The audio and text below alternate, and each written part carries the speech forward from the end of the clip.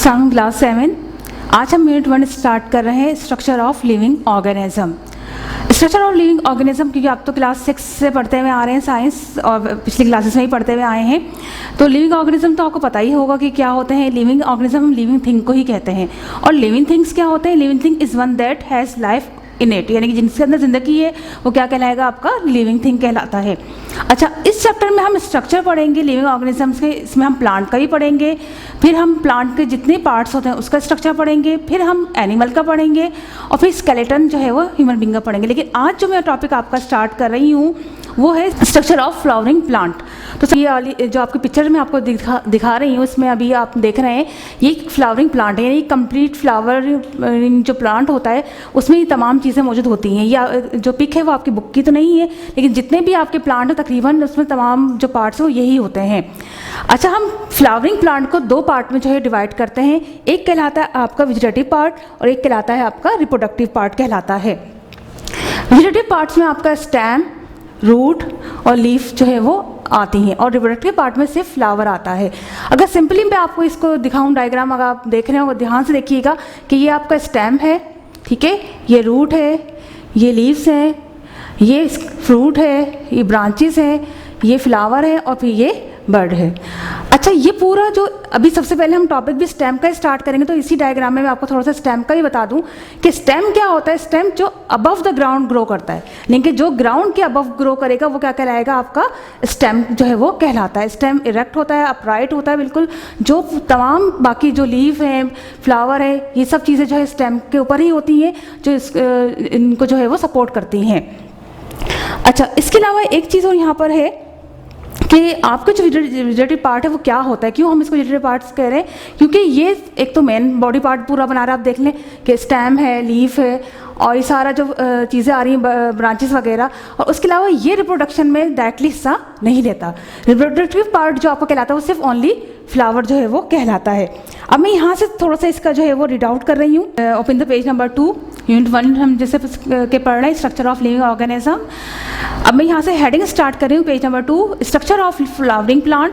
A typical flowering plant can be divided into two main parts, vegetative parts and reproductive parts। जैसे मैंने जब आपको diagram समझाई थी, मैंने आपको बताया था वेजिटेटिव पार्ट्स क्या क्यों कहलाते हैं और इनको हम क्यों कहते हैं।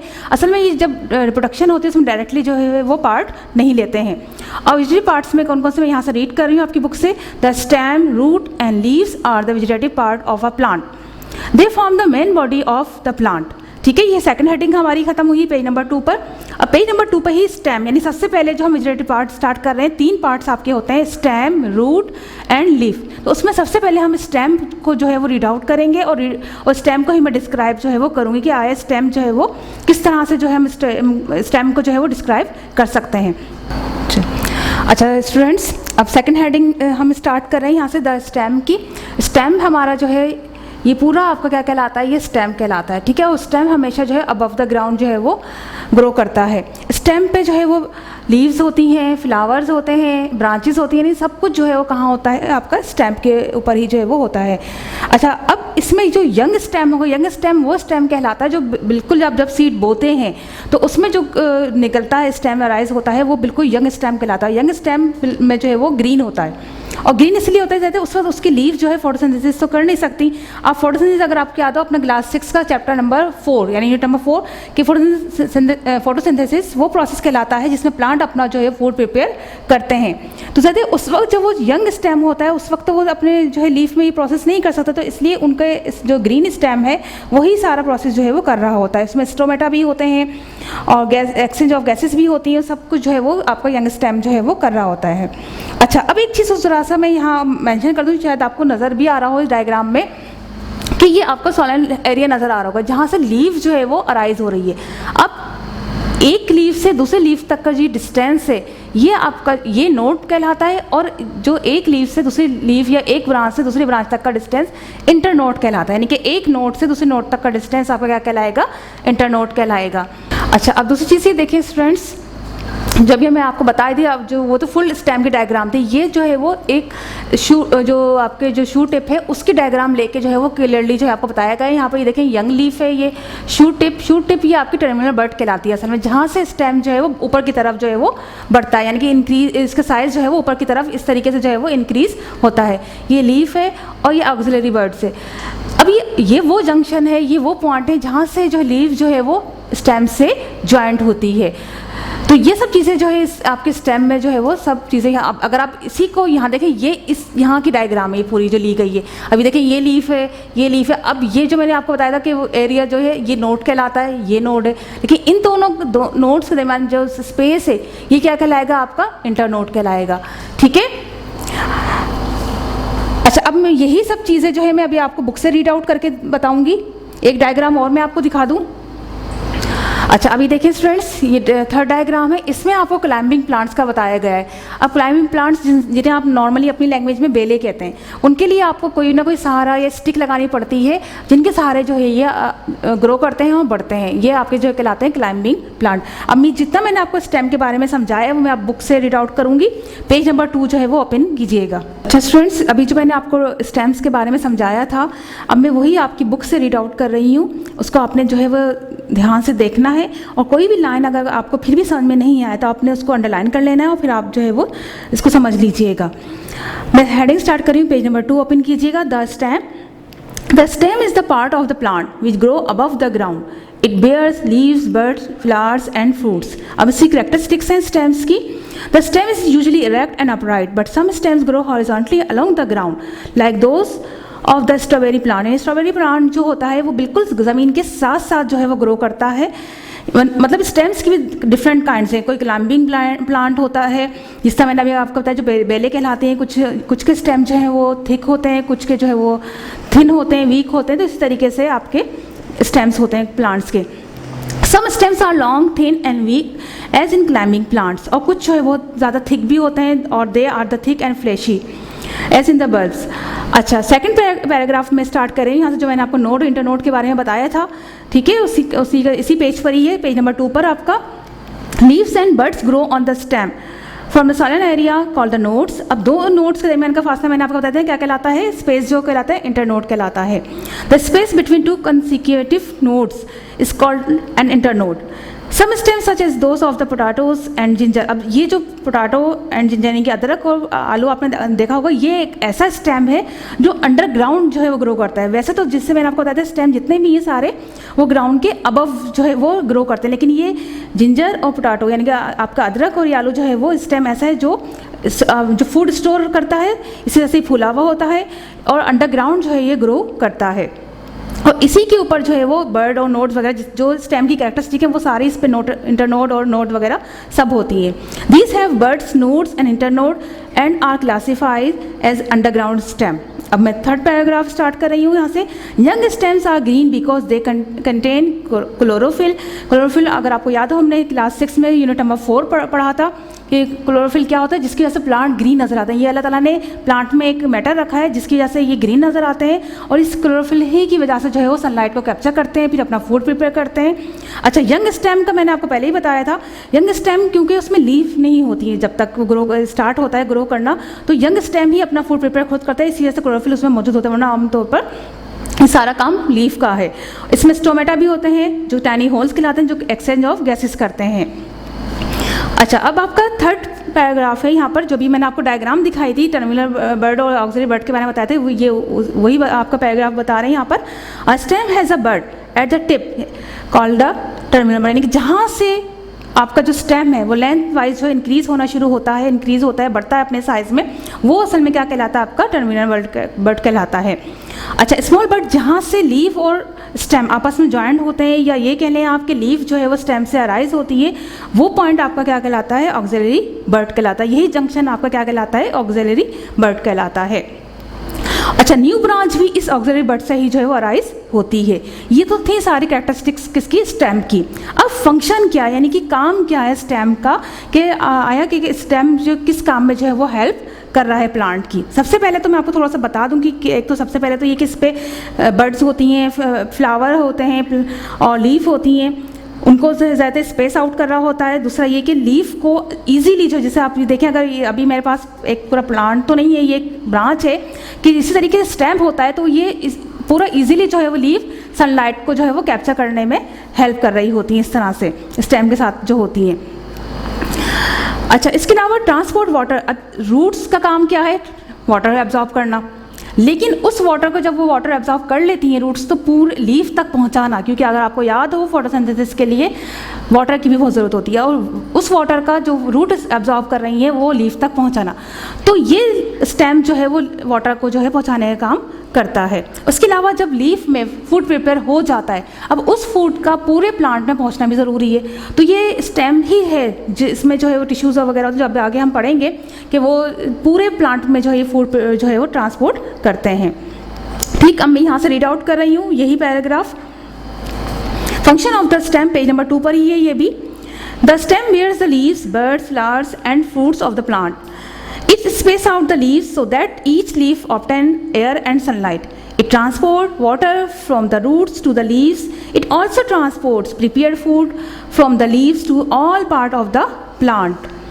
It holds the flowers exposed to the air so that they can be pollinated by insect और द विंड। अच्छा, अब पोलिनेटेड जैसे पोलिनेशन अभी आप लोगों ने पढ़ा नहीं है, अभी आप आगे चैप्टर में पढ़ेंगे, लेकिन थोड़ा सा मैं आपको यहाँ पे बता दूँ कि पोलिनेशन क्या होता है। अभी हम इसका फोर्थ टॉपिक स्टार्ट करेंगे फ्लावर का।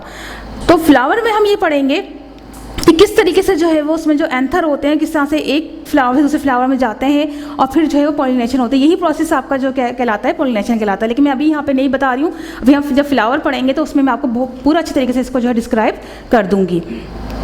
अच्छा, photosynthesis take place in young green stems. Some stems store food and therefore become thick and fleshy. यानी कुछ स्टेम, जैसे अभी हमने ऊपर ही पढ़ा कि स्टोर यानी फूड को स्टोर कर लेते हैं और जो है वो बहुत ज़्यादा फ्लैशी हो जाते हैं, थिक हो जाते हैं। तो ये सारे अब स्टेम की कैरेक्टरिस्टिक्स थी जो हमने पढ़ा कि स्टेम क्या है, कैरेक्टरिस्टिक्स पढ़ी हमने, फिर फंक्शन पढ़ा। ये वेजिटेटिव पार्ट का फर्स्ट पार्ट है जो स्टेम। ठीक है, अब इसकी सेकेंड हेडिंग स्टार्ट करेंगे, द रूट। क्लास 7। अब आपका थर्ड टॉपिक यहाँ से स्टार्ट हो रहा है, द रूट का मैंने आपको बताया था ना कि अंडरग्राउंड जो है वो ग्रो करती हैं। अब इसमें कुछ टाइप्स हम यहाँ पढ़ेंगे रूट्स की।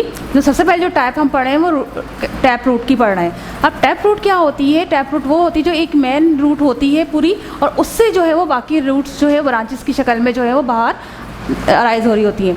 अच्छा, इसके अलावा जो टैप रूट होती है उसमें ये रूट हेयर होते हैं, और ये रूट हेयर जो है वो पानी को एब्जॉर्ब करने में हेल्प जो है वो कर रहे होते हैं। उसके अलावा एक चीज़ है, यहाँ देखिए आपको डायग्राम में भी नज़र आ रहा होगा, रूट टिप। अभी रूट टिप जिस तरह हमने अभी स्टेम में पढ़ा था ना, शूट टिप जहाँ से स्टेम जो है वो लेंथ में इंक्रीज़ होता है, इसी तरीके से ये रूट टिप होती है जहाँ से आपकी जो रूट है वो लेंथ में इंक्रीज़ होती है।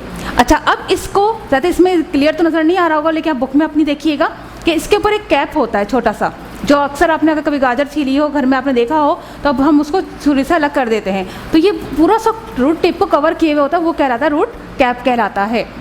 अच्छा, इसकी सेकंड टाइप है फाइब्रस रूट। फाइब्रस रूट्स आपकी कहलाती है कि जो ये बिल्कुल साइज़ में एक साथ ग्रो जो कर रही होती है रूट्स, ये कहलाती है, जैसे ग्रास वगैरह में होती है ज़्यादातर, ये आपकी कहलाती है फाइब्रस रूट्स कहलाती है। फिर थर्ड टाइप आपकी है एडवेंटेशियस रूट, जो ज़्यादातर किसमें होती है? आपके अनियन बल्ब वगैरह में जो है वो होती हैं। जैसे अनियन आपको मैं ज़रा सा अभी जब मैं रीड आउट करूँगी मैं आपको दिखाऊंगी भी। इस तरह से ये अनियन जो है वो इस तरह से ग्रो करती है, अंडरग्राउंड जो है अनियन होती है, ये एडवेंटेशियस रूट आपकी कहलाती है। ठीक है, अब मैं आपको ये पूरे जो रूट्स की टाइप हमने पढ़ी है वो आपको बुक से रीड आउट करके समझाती हूँ कि किस तरीके से इनकी क्या कैरेक्टरिस्टिक्स हैं। अच्छा, पेज नंबर 3 ओपन करें स्टूडेंट्स। द रूट, जो अभी मैंने आपको डायग्राम्स आपको पूरा समझाया है डायग्राम के ज़रिए, अब मैं वही यहाँ से आपको रीड आउट कर रही हूँ। वही बात कहूँगी दोबारा से कि कहीं फिर भी आपको कोई लाइन समझ में ना आया तो आप उसको अंडरलाइन कर लीजिएगा और फिर पूछ लीजिएगा। The root is the underground part of the plant which is non green in colour, यानी कि इसका कलर ग्रीन नहीं होता, ज़्यादातर आपने खुद भी पता होगा, ज़्यादातर ब्राउन हो या जो है वो ग्रीन के अलावा ज़्यादातर कलर होते हैं इनके रूट के। It does not bear leaves और birds but it has a growing point और root tip by which it increases in length. जैसे मैंने अभी आपको डायग्राम के जरिए भी बताया था कि रूट टिप के जरिए जो है रूट जो है अपने आप को क्या करती है? साइज में इंक्रीज करती है।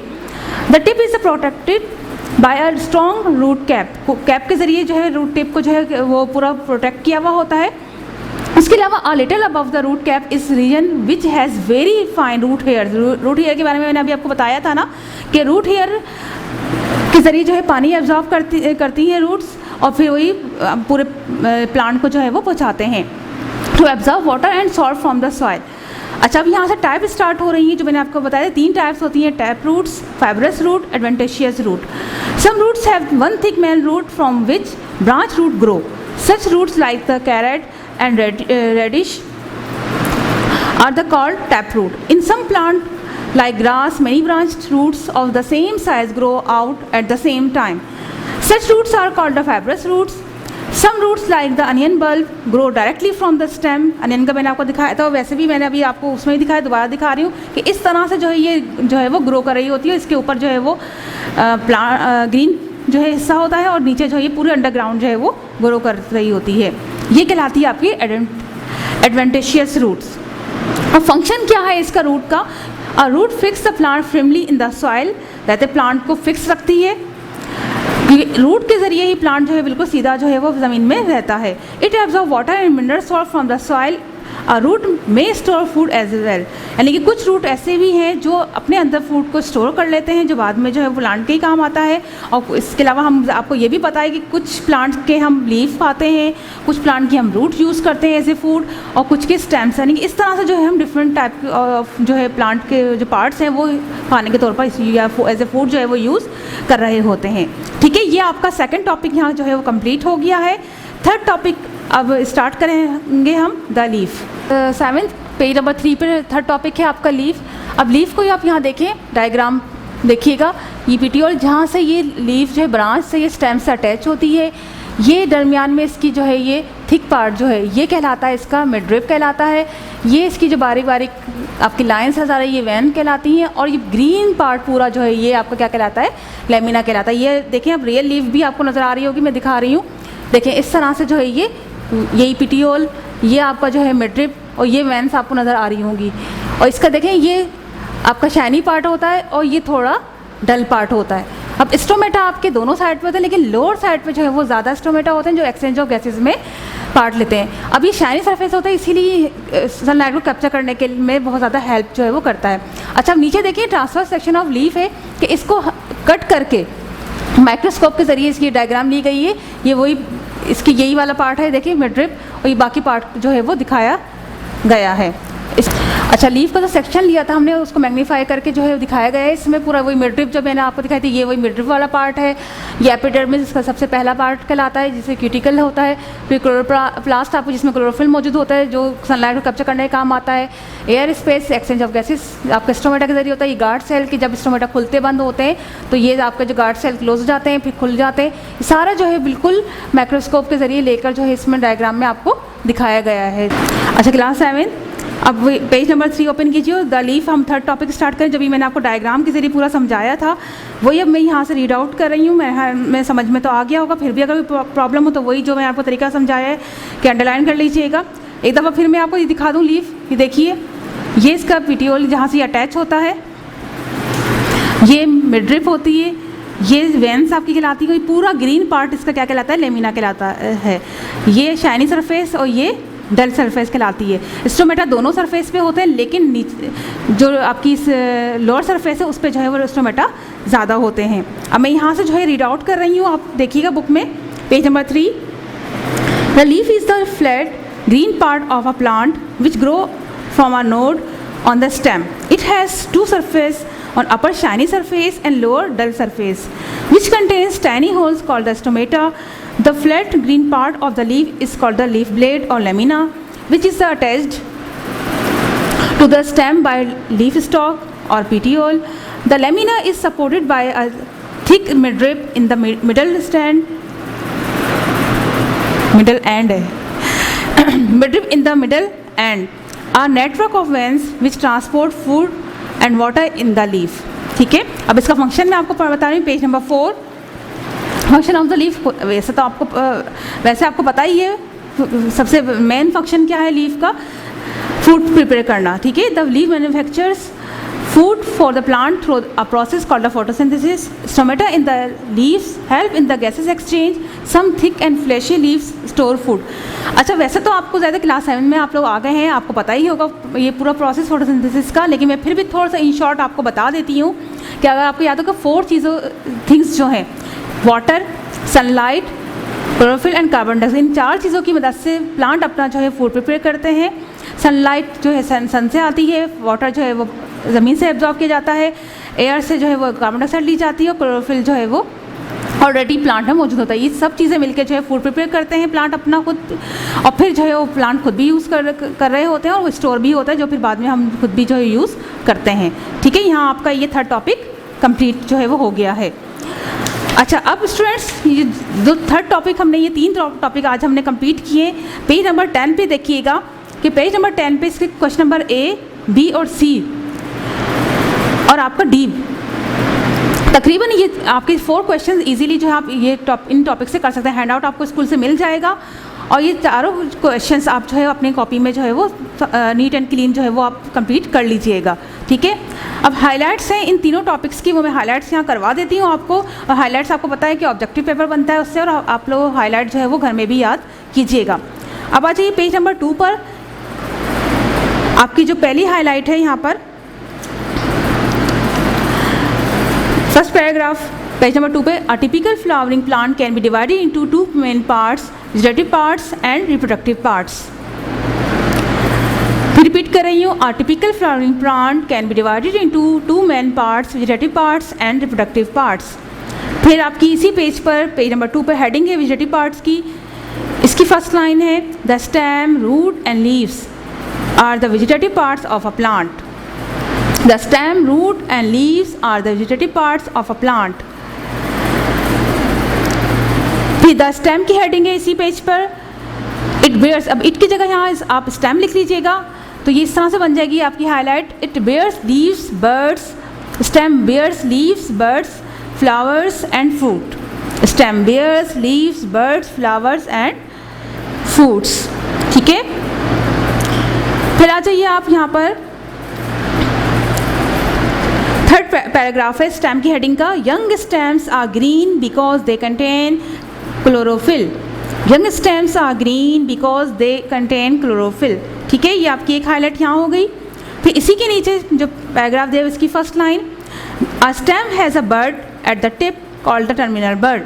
A stem has a bird at the tip called the terminal bud. ठीक है, इसके बाद नेक्स्ट पेज पर आइए, पेज नंबर 3 पर द रूट की हेडिंग है, उसमें फर्स्ट लाइन है आपकी हाईलाइट है, the root is the underground part of the plant which is non green in colour. The root is the underground part of the plant which is non green in colour.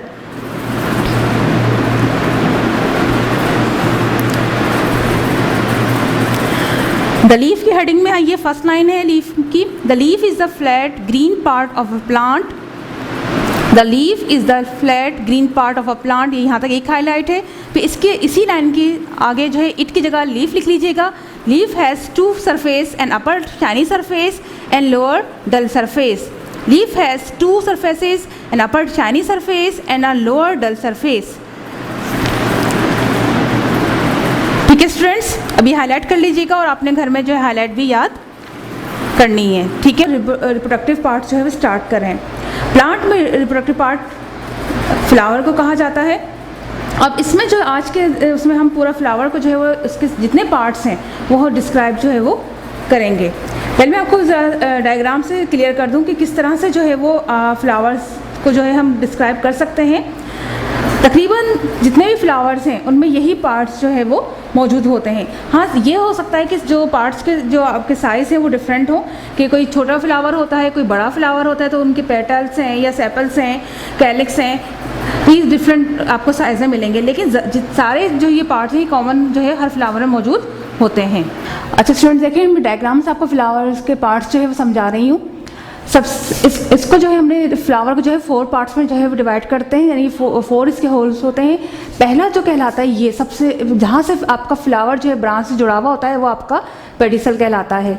ठीक है, अच्छा सबसे पहले जो green part, आप जब खुद भी देखा होगा फ्लावर आप देखते हैं, जो ग्रीन पार्ट छोटी छोटी पत्तियाँ नज़र आती हैं ये असल में कैलिक्स कहलाता है। कैलिक्स कहलाता है पूरा पार्ट। इसकी एक लीफ कहलाती है सेपल कहलाती है।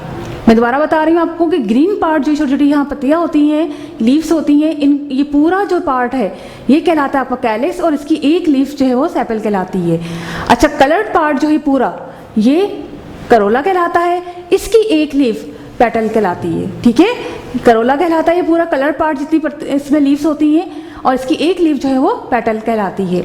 अच्छा, फिर अब इसकी जो मेल एंड फीमेल जो पार्ट है आपका, इसका जो फ्लावर का मेल पार्ट जो है वो एंड्रोशियम्स कहलाता है, और जो है वो इसका फीमेल पार्ट जो है वो गायनेशियम कहलाता है।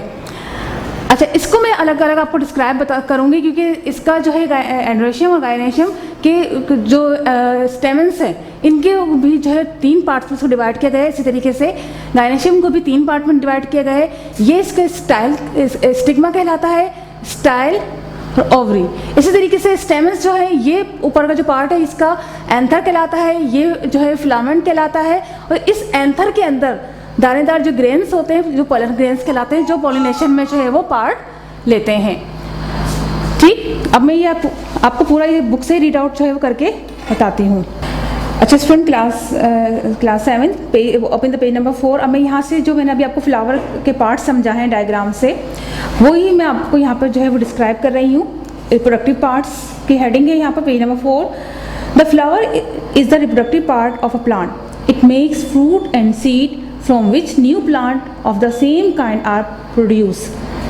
क्योंकि फ्लावर से ही जो है वो सीड और फ्रूट बनता है, क्योंकि ओवरी में जो इससे जो है वो फ्रूट में कन्वर्ट हो जाती है, और उसके अंदर जो है सीड्स होते हैं, जिससे न्यू प्लांट जो है वो प्रोड्यूस होते हैं। It contains the male and female reproductive part. जैसे मैंने अभी आपको जब डायग्राम समझा रही थी कि फ्लावर में मेल और फीमेल पार्ट होते हैं, फ्लावर के एंड्रोसियम और gynoecium. Some flower are either male और female depending on which part they contain.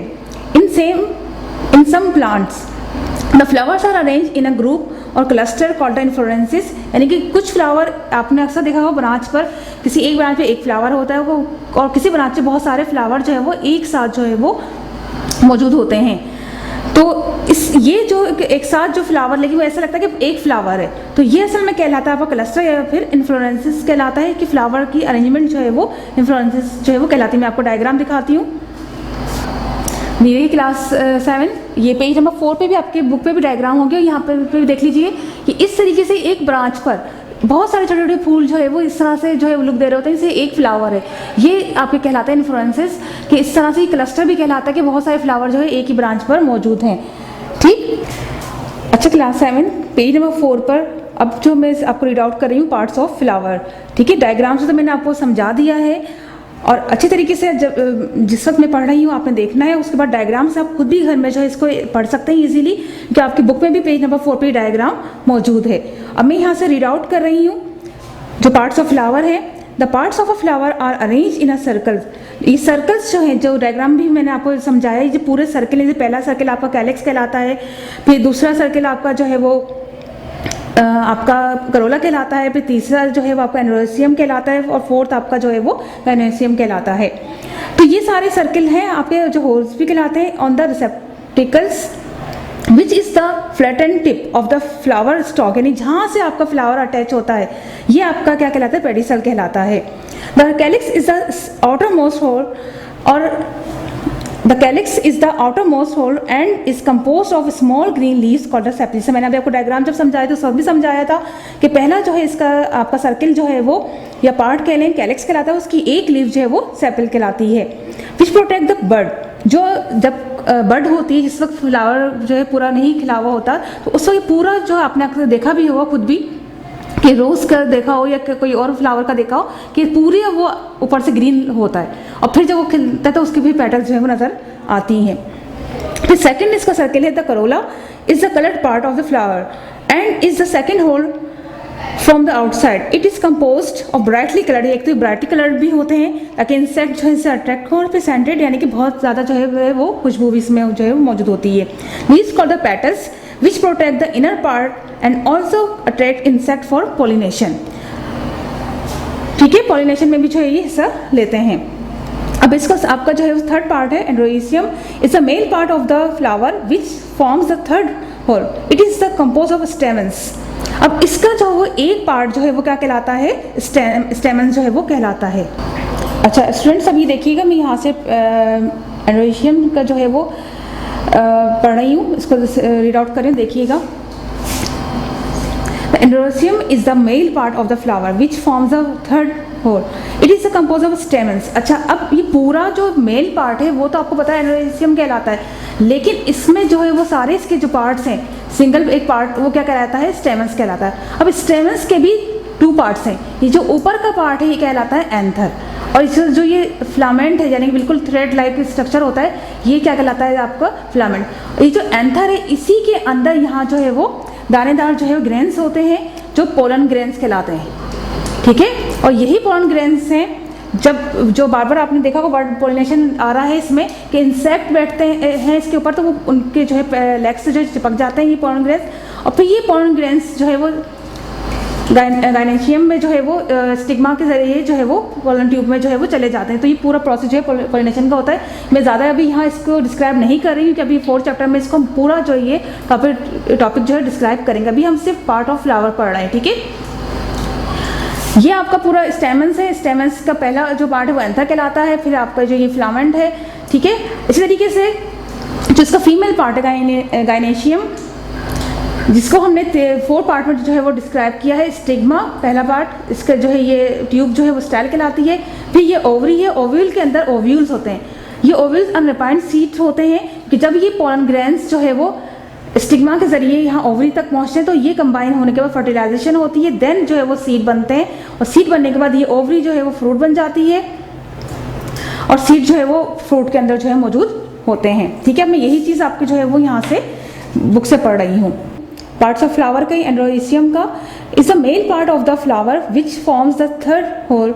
It is the composed of stamens. Each stamen has 2 parts: filament, which is a thin stalk, and anther, which is attached to the filament and contains 4 pollen sacs. Pollen sac वही जो मैंने अभी आपको anther का बताया था कि anther जो है वो होता है, उसके अंदर जो है वो मेल सेक्स सेल्स या गैमेट्स होते हैं जो पोलन ग्रेन्स कहलाते हैं, which are produced inside the pollen sac. अब मैं 4th पैराग्राफ इसका से स्टार्ट कर रही हूँ। The gynoecium is the female part of the flower and is composed of carpels. ये पूरा जो है ये पूरा क्या कहलाता है, आपका कार्पल जो है वो कहलाता है, और इसको हमने 4 जो है पार्ट्स में जो है वो डिवाइड किया है।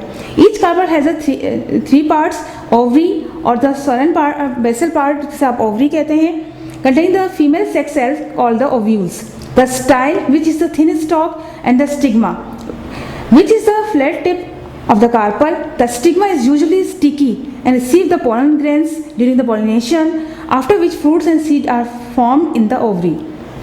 अच्छा, अब एक चीज़ और है कि जहाँ कार्पल होता है उसके बिल्कुल बेस पर नेक्ट्राइज होते हैं। ये जहाँ पर जो है वो आप जैसे नेक्टर कह लें या फूलों का रस कह लें, ये वहाँ पर जो है फ्लावर में जो है मौजूद होता है, जिससे इंसेक्ट जो है वो लेने आते हैं। अब जब वो इंसेक्ट लेने आते हैं नेक्टर लेने आते हैं, तो वो उनके जो पोलन ग्रेन्स है वो उनके लेग्स पे जो है वो स्टिक हो जाते हैं, चिपक जाते हैं, अटैच हो जाते हैं। फिर वो जब दूसरे फ्लावर पर जाते हैं या सेम फ्लावर पर जाते हैं तो वही पॉलिनेशन का प्रोसेस जो है वो होता है। There may be small glands or nectaries at the base of the carpel which produce a sweet juice called the nectar. This attract insect for pollination. अच्छा, क्लास 7 ही देखिएगा। अभी हम जो नेक्स्ट टॉपिक स्टार्ट करेंगे, वेरिएशन इन फ्लावर स्ट्रक्चर, यानी कि आप जिससे मैंने आपको बताया भी था कि फ्लावर ज़्यादा पार्ट्स तो सब फ्लावर के सेम होता है, लेकिन जो स्ट्रक्चर है वो जो है वो डिफरेंट होता है। अभी देखिए यहाँ सनफ्लावर आपको नज़र आ रहा होगा डायग्राम में। सनफ्लावर में जिसका डेंस यानी कि बिल्कुल थिक जो है ये स्ट्रक्चर होता है, ये डिस्क फ्लोरेट कहलाता है। जैसे डिस्क आपको देखी हुई होगी राउंड शेप में होती है, और इसकी जो ये लीव्स हैं येलो कलर की पेटल्स जो हैं ये रे फ्लोरेट कहलाती हैं। जो इसकी अरेंजमेंट है लीव्स की पेटल्स की, तो ये असल में क्या कहलाती है, रे फ्लोरेट। जिस तरह स्वीट पी है देखिए इसके बिल्कुल डिफरेंट पेटल्स है। इस तरह से रोज़ का आपने देखा होगा, और जैसे मैंने आपको डायग्राम के जरिए डिफरेंट फ्लावर स्वीट पी और सनफ्लावर के बारे में बताया था, वही अब मैं यहाँ से रीड आउट कर रही हूँ कि काफ़ी सारे जो है आप फ्लावर खुद भी देखते होंगे अपनी यूजुअली लाइफ में, ऑब्जर्वेशन भी आप करते होंगे कि हर एक जो है वो फ्लावर स्ट्रक्चर में डिफरेंट होता है, लेकिन पार्ट्स सबके वही सेम होते हैं। पेटल्स भी होंगे उसमें, कैलिक्स भी होगा, करोला, सब कुछ जो है वो वैसे ही होता है, एक कॉमन फ्लावर में मौजूद होता है। अब मैं यहाँ से रीड आउट कर रही हूँ topic. In many flowers, the petals and the sepals are joined together to form a tube-like structure, as in sweet pea. In some flowers, like the rose, the petals are free and are of the same size. They are arranged in many holes, यानी कि आपने रोज़ का flower देखा, गुलाब का फूल जिसे आप कहते हैं, उसमें जो आप बिल्कुल सही खिला हुआ जो फूल होता है उसमें आप देखते हैं डिफरेंट जो है वो सर्किल बने हुए होते हैं, छोटी बड़ी पत्तियां जो है वो अरेंज हुई भी होती हैं। इसी तरीके से दूसरा आपका चाइना रोज जिसे आप कॉमनली कहते हैं, हिबिस्कस जो कहलाता है flower, in some flower like the hibiscus the carpels are fused to form a tube-like structure and the anther are attached at the tip of